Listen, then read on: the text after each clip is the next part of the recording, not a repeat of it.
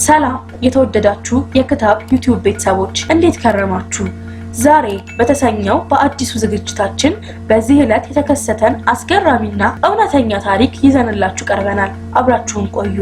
ልክ በዛሬው ዕለት ግንቦት 13 1983 ጠዋት ማስታወቂያ ሚኒስቴር የመንጌን ከሀገር የመውጣት ሰበር ዜና ለህዝብ ለማድረስ ዝግጅቱን ጨርሷል። የህብረተሰባዊነት ኢትዮጵያ ብሔራዊ ሬዲዮ አገልግሎት ክፍል ደግሞ የዜናው ምንነት አልተነገረውም እንጂ ከባድ ዜና መኖሩን ገምቷል። ዜና አንባቢያን በሙሉ በእነሱ ግምት ከማስታወቂያ ሚኒስቴር የሚመጣውን ፖስታ ቀድሞ ለመቀበል አመቺ ይሆናል ባሉት ቦታ ተደርድረዋል። የዜናው አርትዖት ተሰርቶ ስለሚመጣ ቀጥታ ነው የሚነበበው። ቦታው በኃላፊ ቢሮ መግቢያ በር ስቱዲዮ አካባቢ ማለት ነው። ሰዓቱ ደረሰ። ዜናውን መልእክተኛ ሳይሆን የማስታወቂያ ሚኒስቴር ዴኤታው ይዘው መጡ። አንጋፋው ጋዜጠኛ ዳሪዮስ ሞዲ ግን ምን ማድረግ እንዳለበት አውቋል። ማንንም አልቀደመው። ስቱዲዮ ውስጥ ኦን ኤር ገብቶ ቁጭ ብሏል። ምንም ማድረግ አልቻለም። ዜናውን አነበበ። የደርግን ፍጻሜ፣ የኦሮማይን ትንቢት ለህዝብ ጆሮ አደረሰ። ነገሩ እንዲህ ነው። ጓድ ሊቀመንበር መንግስቱ ሐሙስ ግንቦት 13 1983 ዓመተ ምህረት ረፋዱ ላይ የሚኒስትሮች ምክር ቤትን ሳምንታዊ ስብሰባ ከምክትላቸው ሻምበል ፍስሐ ደስታ ጋር በመሆን አስጀመሩ። ካፍታ ደቂቃ በኋላ የህዝብና የሀገር ደህንነት ሚኒስቴሩ ሌተናል ኮሎኔል ተስፋዬ ወልደ ስላሴ ወደ መድረኩ ጠጋሉና ለጓድ ሊቀመንበሩ በጆሮአቸው የሆነ አንዳች ነገር ሹክ አሏቸው።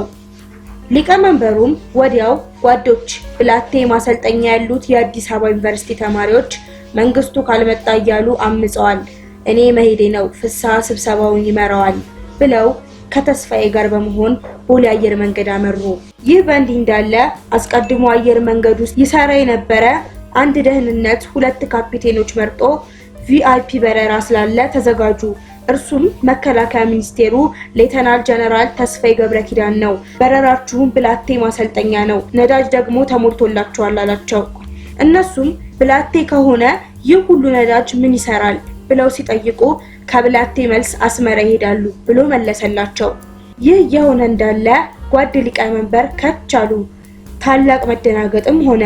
ምክንያቱም የተነገራቸው መከላከያ ሚኒስቴሩ ሌተናል ጀነራል ተስፋዬ ገብረኪዳን ስለነበር ይህ ሁሉ ኮድ ነበር ለካ።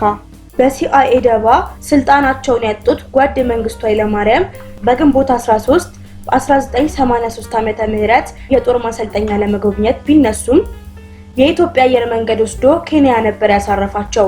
በዜናው አዋጅ መኮብለላቸውን ያወጀው የኢትዮጵያ ራዲዮ ከኬንያ መሪ ከነበሩት ዳንኤል አራስሞይ ጋር ለመሳሪያ ማስገባት ወደብ እንዲሰጣቸው ሲያወሩ ነበር። የሚመጣው መሳሪያ ደግሞ ከቻይና ነበር። ለመጨረሻው ፍልሚያ እናት ሀገር ወይም ሞት፣ ኢትዮጵያ ትቅደም፣ የጊዜው ሞተር አንቀሳቃሽ ወይም የኢትዮጵያዊነት ሱስ። የአራስሞይ ጠባቂ በጆሮ ተጠግቶ ለኬንያው መሪ ሹክ አለ። የኢትዮጵያ ራዲዮ በጋዜጠኛ ዳሪዮስ ያወጀውን ሲነገራቸው በሐዘኔት በተረዱላቸውን ወዘወዙ።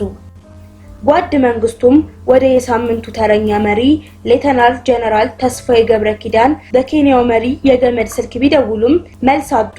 በሶስተኛው ሙከራ ጸሐፊው አንስታ ስብሰባ መሆናቸውን ስትነግራቸው የኔ ስልጣን መልቀቅ ለኢትዮጵያ ለውጥ ከሆነ መልካም ብለው ስልኩን ዘጉ።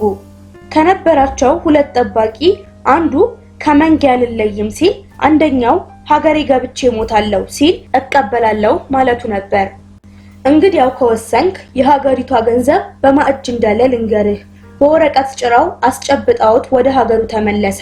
ደመቀ ባንጃው ሀገሩ ምድር እንደገባ የ9 ዓመት እስርን ተቀበለ።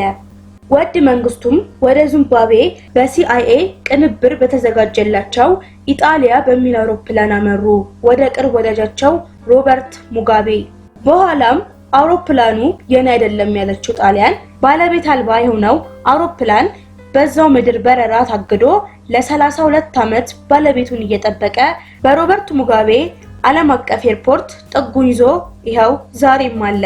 አሜሪካና እንግሊዝ ከአሸባሪዎች ጋር መደራደር አለባቸው በማለት ፕሬዝዳንት መንግስቱ ኃይለማርያም ላይ ጫና በማድረግ ሲአይኤ በወቅቱ ከነበሩት የመንግስት ባለስልጣናት ጋር በመመሳጠር ወደ ኬንያ በሄደበት አጋጣሚ ግንቦት 20 ቀን 1983 ዓመተ ምህረት ድርድሩን ከተቀበለ በኋላ ወደ ለንደን ሉካን ሄደው ተጠባባቂ ርዕሰ ብሔር ሌተናል ጀነራል ለኢትዮጵያ ጦር ኃይሎች ጥሪ አቅርቦ ውጊያ አቁመው ወደ ቤተሰቦቻቸው እንዲሄዱ አስደረገው። ግንቦት 20 ቀን 1983 ዓመተ ምህረት በጋዜጠኛ ዳሪ ኮሎኔል መንግስቱ ሀገር ጥለው እንደኮበለሉ ተደርጎ የተነበበው ዜና ሕያው ማስረጃ ነው። ኮሎኔል መንግስቱ ኃይለማርያም በዛን ወቅት ከቻይና የተገዛ የጦር መሳሪያ በሞምባሳ ወደብ ወደ ኢትዮጵያ ለማስገባት የያኔው የኬንያ ፕሬዝዳንት ዳንኤል አራፕ ሞይን ለማነጋገር ነበር 1983 ዓመተ ምህረት ግንቦት 13 ወደ ኬንያ ቀኑት። መንግስቱና አራፕ ሞይ እየተነጋገሩ በመሃል ለአራፕ ሞይ ስልክ ተደወለላቸው። ስልኩን አናግረው ሲጨርሱ ፊታቸው ልውጥውጥ ብሎ ነበር ወደ መንጌ ተመለሱት። ለጓድ መንግስቱም የደወሉላቸው አሜሪካኖች እንደሆኑ የኢትዮጵያ ሚዲያ መንግስቱ ሀገር ጥሎ መኮብለሉን መገንዘባቸውና ኮሎኔል መንግስቱም ወደ ፈለጉት ሀገር ሄደው በጥገኝነት የሚኖሩ ከሆነ እስከ ህይወታቸው ፍጻሜ ወጪያቸውን አሜሪካ እንደምትሸፍን ቃል እንደተገባላቸው ተናገሩ። በአሜሪካና እንግሊዝ ታግዞ የነሱን ጥቅም እንዲያስጠብቅ አደራ ተቀብሎ ኮሎኔል መንግስቱም የተሰራባቸውን የተቀነባበረ ሴራና ተንኮል መቀልበስ ከማይችሉበት ደረጃ መድረሱን ሲያውቁ የተጓዙበትን ሄሊኮፕተር ወደ ኢትዮጵያ እንድትመለስ አዘው እርሳቸው ወደ ዚምባብዌ በአውሮፕላን ተጓዙ። ገንዘብ ሊይዝ ቀርቶ ከኢትዮጵያ ስወጣ በትረ መኮንኔንና የደንብ ልብስ ላይ የደረብኩትን የሚሊታሪ ጃኬት ብቻ ነው ይዤ የወጣሁት። ከኢትዮጵያ ስወጣ ብቻዬን አይደለም የወጣሁት፣ አብረውኝ የነበሩ ሰዎች መመስከር ይችላሉ። እኔም ሆንኩ በመንግስት ስልጣን ላይ የነበሩ ጓደኞቼ በዘረፋ እንታማም፣ ሁሉም የሚያውቀው ሀቅ ነው፣ የኢትዮጵያ ህዝብም ይመሰክርልናል ማለታቸው በገነት አየለ የመንግስቱ ትዝታ በሚለው መጽሐፍ ላይ ተጠቅሷል። ተመልካቾቻችን ዛሬ የተሰኘው በዕለቱ በዓለም በዛሬው ዕለት የተከሰቱ እውነተኛና አስገራሚ የተመረጡ የታሪክ ክስተቶችን የምናካፍልበት አዲሱ ዝግጅታችን ይህን ይመስል ነበር። የቻናላችን ቤተሰብ ካልሆኑ ላይክ እና ሰብስክራይብ ማድረግዎን እንዳይረሱ። በሌላ የታሪክ ዕለት በዛሬ ፕሮግራም እስክንገናኝ ቸር ቆዩልን።